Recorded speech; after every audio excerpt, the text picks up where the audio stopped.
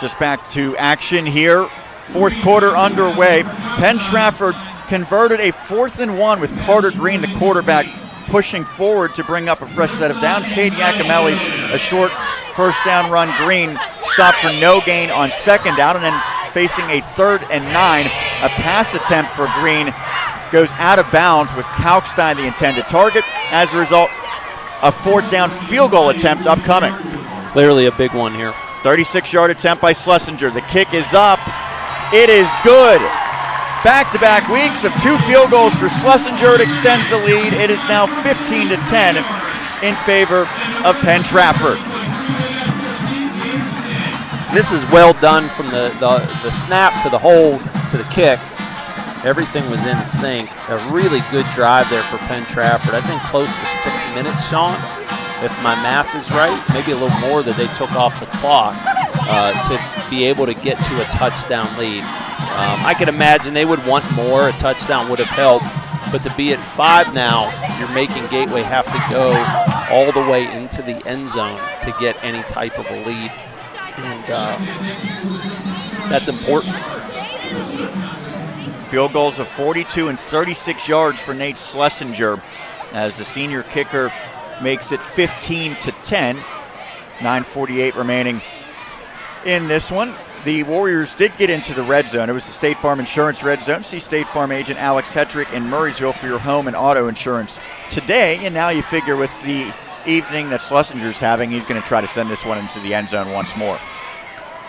Yeah, and adrenaline doesn't hurt very much. If you made some big field goals, you feel a little pumped up, and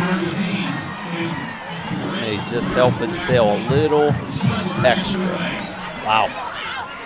And that is in the end zone. And, of course, at the high school level, you cannot return it from the end zone. So the 20-yard line is where the Gators will begin. They're now trailing by 5. Now, keep in mind, we have seen them take some deep shots down the field. So being down by 5, it might not take them a while to get back in this one. Yeah, and that may be their best approach just because they've had a hard time sustaining any momentum offensively, getting steady running game, even the short passing game on track. And so you may just have to take your shots downfield and just hope for a big play or two as you do it. We mentioned Reynolds, a focal point early. I don't know if he's had more than 2 handoffs since. Yeah, it's kind of bizarre. He's been out there a lot, but they just have not used him. We've seen Birch almost exclusively either throwing or running. He's going to pass again. Ducks out of a sack. Ducks out of a shoestring tackle. He's brought down but gets a gain of 5. Good job by Brad Birch. Looked like that one could have been a pretty significant loss for the Gators. Very fortunate for Gateway to not be stuck behind the sticks. And now in 2nd and manageable here. There's a reason why Oregon offered Birch after his freshman year. 2nd and 5 ball at the 25. And this time it does go to Reynolds. And he is absolutely hammered. Yakimelli says hello. However, Reynolds gets a gain to bring up a 3rd and short. My. On both sides of the field for Yakimelli. Whack-a-melly is the nickname that Dan Flickinger has bestowed upon Cade Yakimelli after that hit. Oh, I get it. Kind of like whack-a-mole a little bit. Whack-a-melly. Okay. There you go, Dan. 3rd and they call it 2 yards, and this is history repeating itself for the Gators.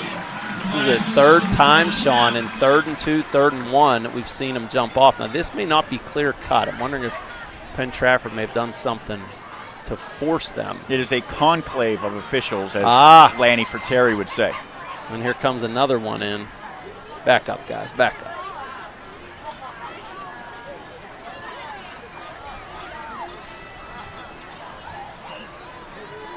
Where are they going? Who's our pizza guy? Is it Dom's Pizza? Is that where they're heading after the game, you think? Yeah, we're going to have to select our Dom's Pizzeria player of the game when this one wraps up.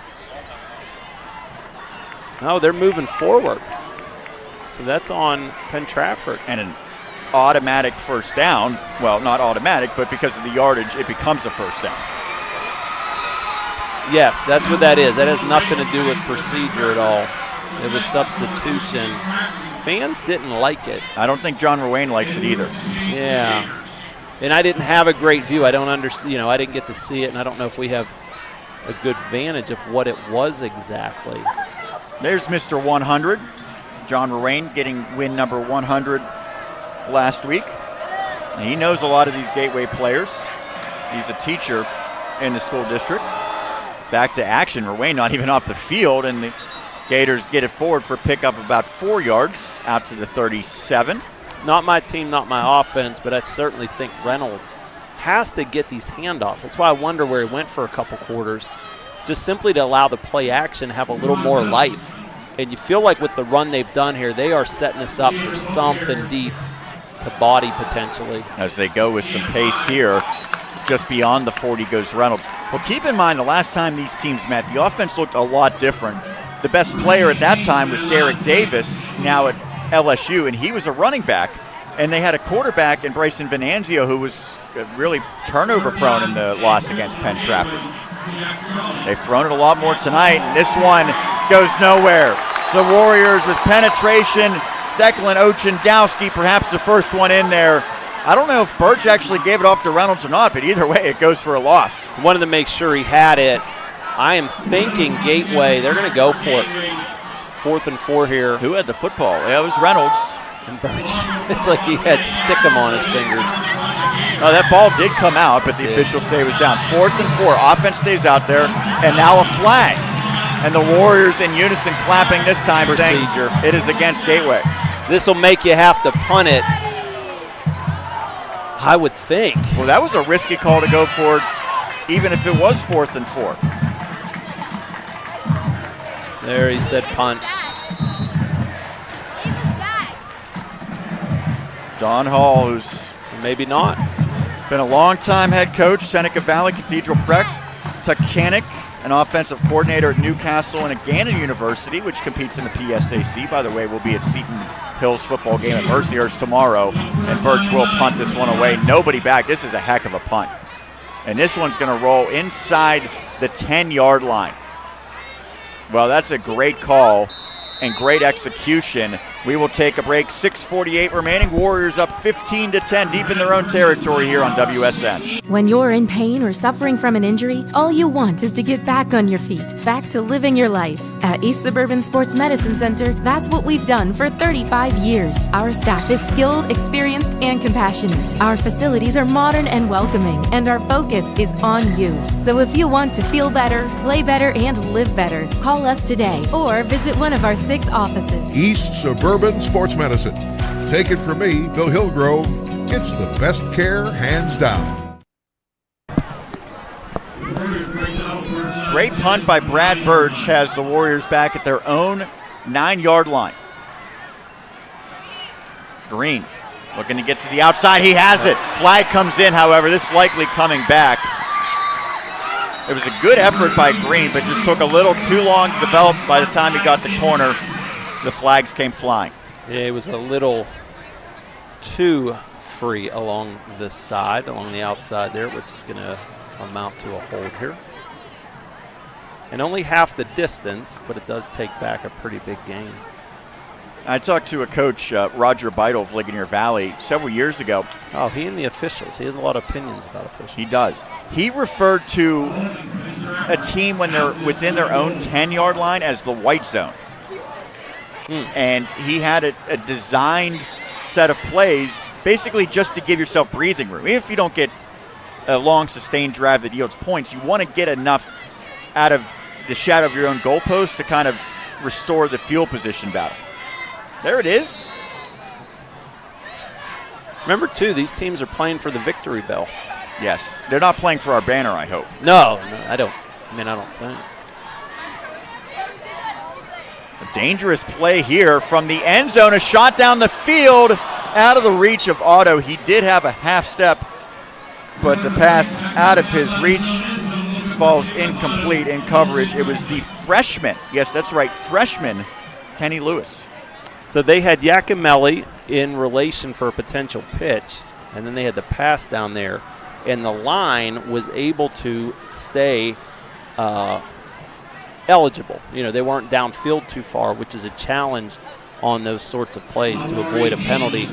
This has to be a handoff, Sean, or quarterback run to just not lose any more yardage. Well, to throw a pass from the end zone is dangerous in itself. Remember, any holding penalties that take place in there would be a safety. Any tackle in the end zone would be a safety as well. Iacomelli looking to get to the outside. He's got some great speed.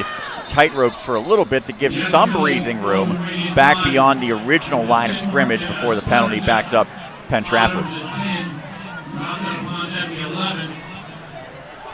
It'll still be 3rd and long.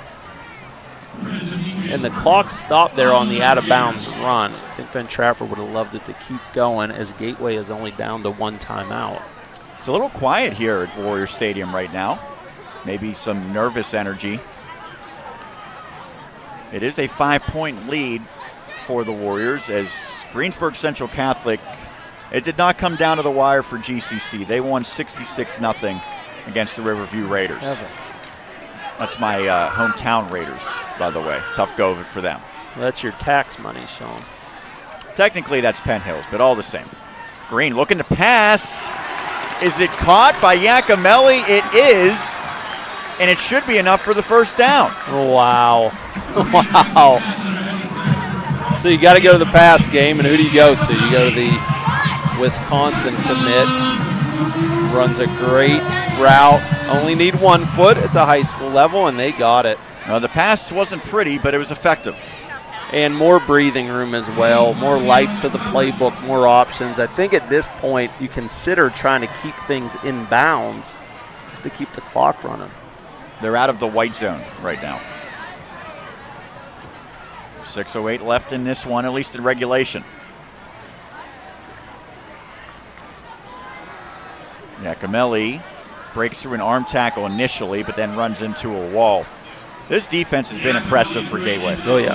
Yeah, there's pieces there, and they have absolutely kept this team in it. Iacomelli, for the most part, bottled up, had the 1 big run, and he's somebody who's known for a couple big runs at a time. And he hasn't been able to shake loose too often. Penn-Trafford, I hate to jinx him, Sean, which means I'm going to hang on to the football. We've seen him twice turn it over, and that's a bugaboo that they've had throughout the season. Yeah, turnovers and penalties have loomed large in their offensive struggles.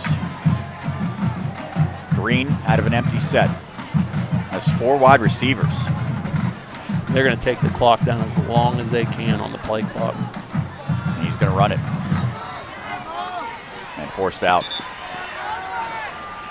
Oh, good job by Demetrius Harper reading that one. Defensively, you would think at this point, you've seen enough film on Penn-Trafford that when it's an empty set, it seems like Green's going to run the football. That's the tendency, for sure, and I think Gateway's aware of it. Interesting there, they called Green down in bounds, so the clock kept running. Yeah, I never really know how that's determined. Yeah, it's a tough one for officials, to their credit, to decide whether he was... And it could depend on forward progress being stopped that's as well, exactly right? what, yeah, that would be what the determining factor would be. You got to think it's Iacomelli here. Jolly goes in motion. Green fakes it. Tries to get to the corner, but is brought down. Engelke, the quarterback a year ago, the free safety makes an impact on the defensive side here tonight. Saw a timeout. Who called the timeout? I heard a whistle there on the field. Guess Gateway called the timeout. That's interesting but understandable. You would rather burn the time on your play rather than let Penn-Trafford burn it, and I think that's their final timeout. We will take a timeout as well. 4:18 left in this one. Penn-Trafford by 5.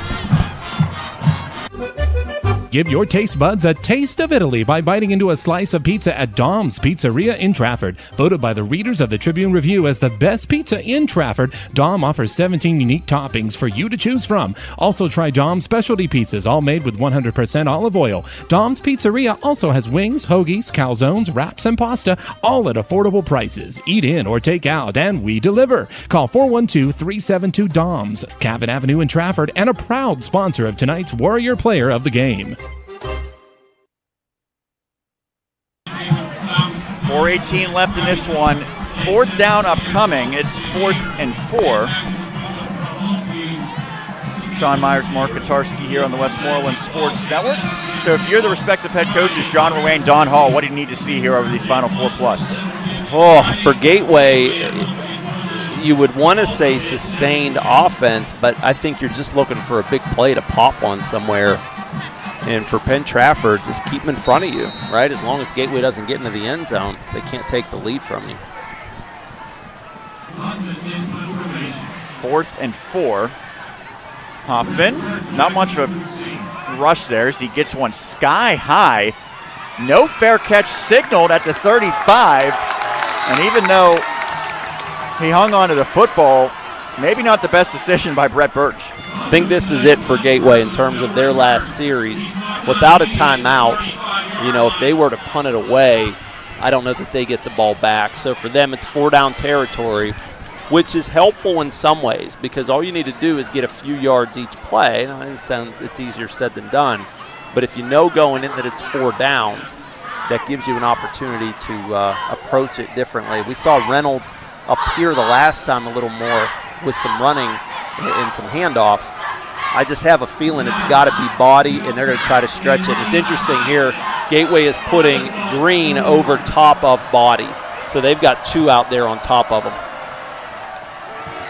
Birch, the keeper, looks like he has a pitch option, but gets a first down near midfield.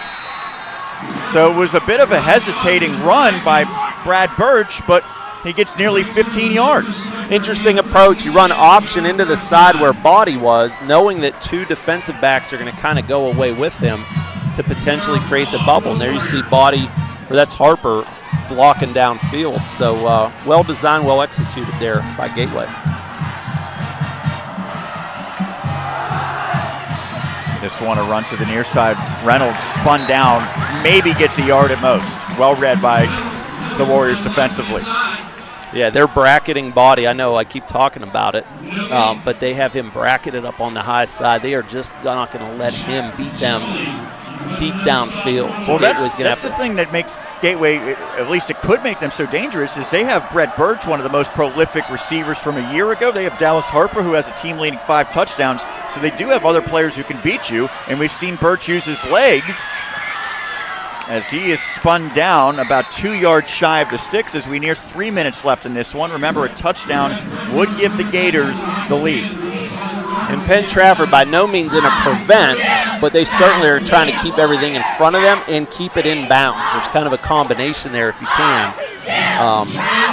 so that the clock continues to go.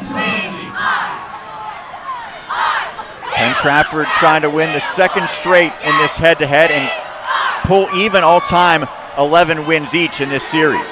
Birch again showed a little bit of strength on the end to get it close, but he's going to be a yard shy and will bring up what likely will determine this game, 4th and 1. Yeah, this is it right here, Sean. We have not seen a lot of downhill running by Gateway up the middle.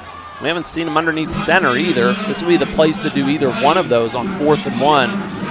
I would think it's Birch potentially on some sort of an option. Keep in mind how many penalties we've seen yes, in a short yardage scenario. Brett Birch goes in motion. It's the freshman Reynolds. He is stopped dead in his tracks as Penn-Trafford comes up massive defensively. That's Haynes on the tackle for loss. Now, John Ruane said that's one of our unsung heroes. Jacob Haynes comes up with maybe the biggest tackle of the season. And he is not unsung anymore. What a big-time play by Haynes, putting his hand in the dirt. And then watch this right here. Just absolutely blew up that offensive line. Wow. Great job. I think that might do it, Sean. I'm not a math guy, but I think Penn-Trafford, they're going victory formation to give themselves a chance to ring the victory bell. What a big play defensively. And on the other side, Don Hall is a great head coach, but Mark, that seemed like an awful lot of pressure to put on the sophomore Reynolds, who hasn't gotten a lot of carries as this game's gone along. As we mentioned, 4th and 1, your habits tell you all we need is a yard. What's the best way to get a yard? But it's a team that just has not had great success running straight ahead, and you saw why there. They just weren't able to execute and hold them off, and Penn-Trafford, it seems, will get the win. And for the most part, the Warriors took away the big plays. Patrick Baudy had that long grab, but other than that, I think that was the only chunk play that the Gators had this entire game. As we talked about this scenario before the game here, Mark. If you're the quarterback range, just get down quickly, because the last thing Penn-Trafford can afford right now is a penalty. And I think there was something there, though, with the clock. I think they just wanted to make sure they got inside of the time. They'll run one here inside of 40 seconds, and then that'll be the last snap of the night. And it looks like Penn-Trafford will move ahead of Gateway in the Class 5A Big East Conference standings. The Warriors headed towards 2-0 in the conference and 5-2 overall.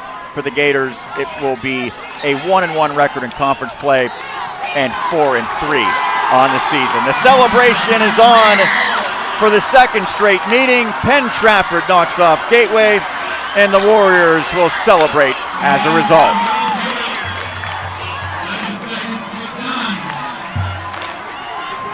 Well, they're waiting for those final seconds to tick off, but they did not have to run another play.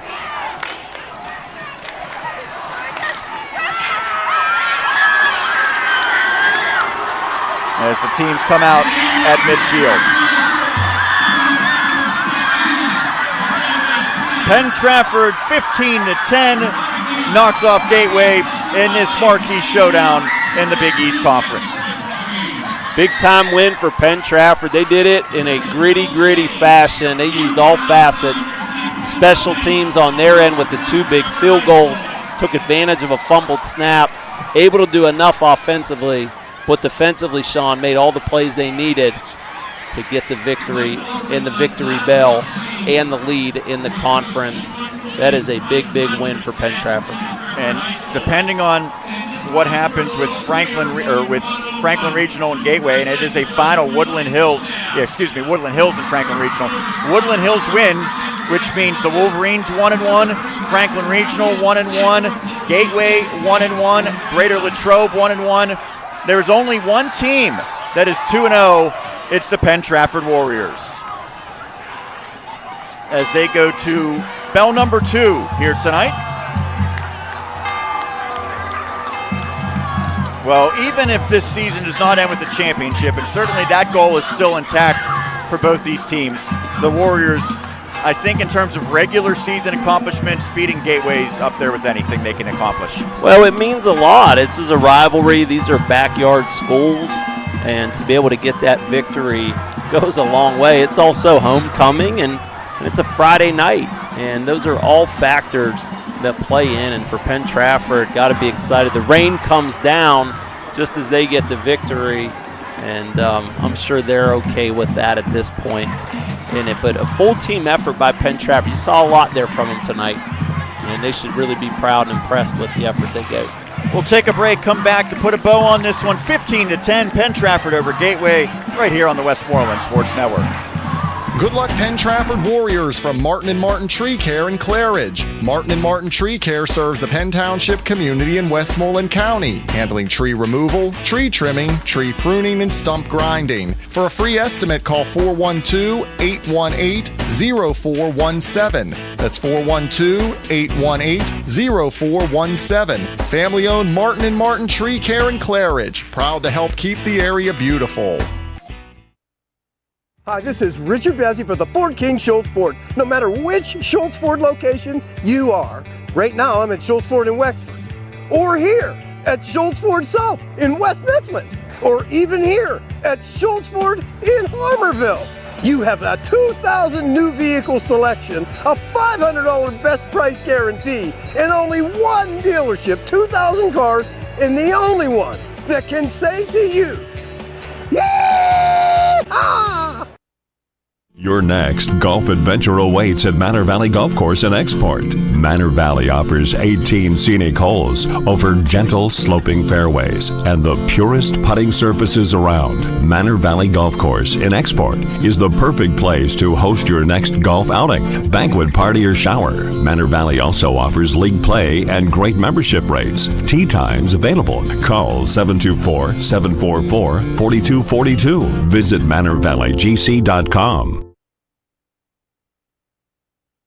The John V. Graziano Funeral Home on North 2nd Street in Jeanette proudly serves families in the Jeanette community. The Graziano Funeral Home focuses on traditional and non-traditional services, including funerals, cremation, memorial services, military services, grief support, and pre-planning. Please call us at 724-523-5433. The John V. Graziano Funeral Home in Jeanette, creating a meaningful service to honor the life and memory of your loved one. Hi, this is Penn Township Commissioner Chuck Conkus. I've been proud to serve the residents of Penn Township for over 5 years. There's nothing I enjoy more than sitting in a sea of green and gold on Friday nights at Warrior Stadium and cheering on our Warriors with you. Good luck to the Penn-Trafford players, cheerleaders, and band. Here's to another great season. Paid for by friends of Chuck Conkus. We know speaking with your teen or your young adult about drugs and alcohol can be challenging, but is necessary. Remember to have a conversation, not a confrontation. Establish good communications, break through barriers, and be firm but loving. Here are some helpful tips. Choose a good place and time to chat. Talk with openness. Actively listen. Offer empathy and support. For more information, visit us online at wedacinc.org. Westmoreland Drug and Alcohol Commission. Prevention is key.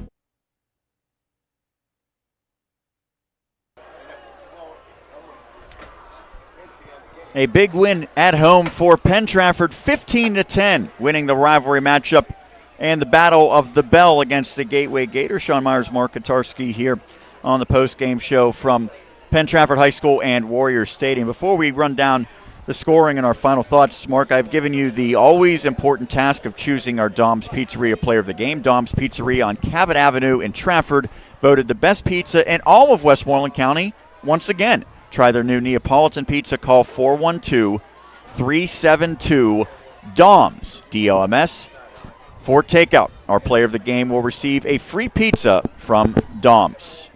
Came down to a crucial scenario late in the game, and I think that made it a pretty easy choice for you.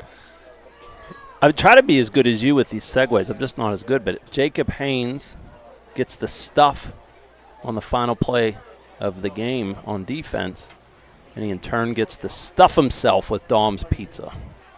Oh, there it is. The tackle on 4th and 1, bringing down Jaquan Reynolds for what turned out to be the final gasp for the Gators. And for a team that has struggled throwing the football all season with Penn-Trafford, we have asked, or at least I have asked, can this team make a deep postseason run? Can they win a conference championship? Can they go to a championship game and win a WPL championship without throwing the football a lot?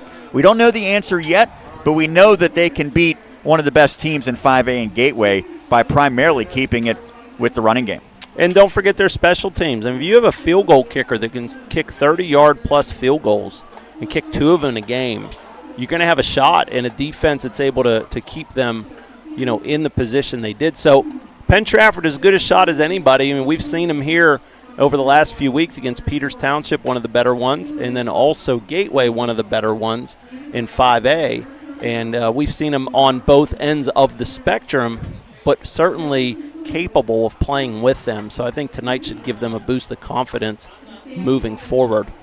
Well, you can't see it right now, but we can tell you it is absolutely pouring. And thankfully, this waited until the game concluded. Yeah, you mentioned special teams. Even though the one was certainly a blunder on Gateway's side that really was unforced, 8 points for Penn-Trafford courtesy of the special teams, the 2 field goals and then the safety as well, and that certainly proved to be the difference. You could argue that it was in terms of the numbers, but those are weapons to have, and then you take advantage of the bad snap, and it's victorious Warriors tonight in Harrison City. All right, well, we do not have the live footage, but we can run down some of the crucial plays in this one. Again, a 15-10 victory. Just want to look ahead real quick for Penn-Trafford. The Warriors, as we mentioned, now 5-2, including 2-0, alone in first place. They have a game at Connellsville. That is a Falcons team that is winless at 0-7 on the campaign, and then at home against Franklin Regional, at Greater Latrobe. Penn-Trafford certainly should be favored in all of those games and will have a chance to go into the postseason if all things go according to plan on a 6-game winning streak. Let's look at some of the big plays in this one. You go back to the first points of the night, and the theme of tonight was special teams. It was Cole Plaskin with the field goal from 35 yards. That made it 3-0. Those were the only points in the opening quarter, so the Gators held a narrow lead. However, the second quarter brought the first touchdown. It was Carter Green on a 4-yard run for Penn-Trafford with 9:22 remaining in the quarter. The extra point by Nate Schlesinger made it a 7-3 game, as it is absolutely pouring right now.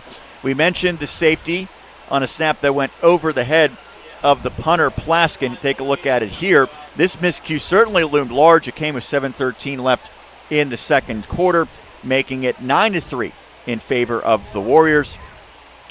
Penn-Trafford, however, could not keep the Gators out of the end zone later in that quarter, as Dallas Harper on the receiving end of an 8-yard pass from Brad Birch. The extra point made it 10-9 Gateway, so the Gators were back in front with 3:08 left. However, as time expired in the first half, maybe the biggest offensive, or I guess special teams play of the night for Penn-Trafford, Nate Schlesinger, to give his team the lead at 12-10, boots it through from 42 yards, so the Warriors had a 2-point lead at the half. Only 3 points were scored in the second half. It came courtesy of Schlesinger again in the fourth quarter, a little more than 2 minutes in, a 36-yard field goal, and that did it. Even though the Gators had a chance to take the lead on a late attempt, they were stopped on 4th and 1, courtesy of the tackle by Haynes, and that sealed it. Mark, final thoughts on this one here at Warrior Stadium? Both of these teams will have a presence in the playoffs. I think they each have strengths that are going to be matchup problems as the postseason hits. And this is high school football, I think, as competitive as you would like. Great atmosphere tonight.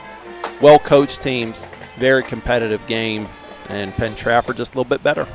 And the bell for now will be with Penn-Trafford, at least for the next year. Although don't forget that these teams certainly could meet in the playoffs. Remember, it was 2017 that they played for the 5A championship.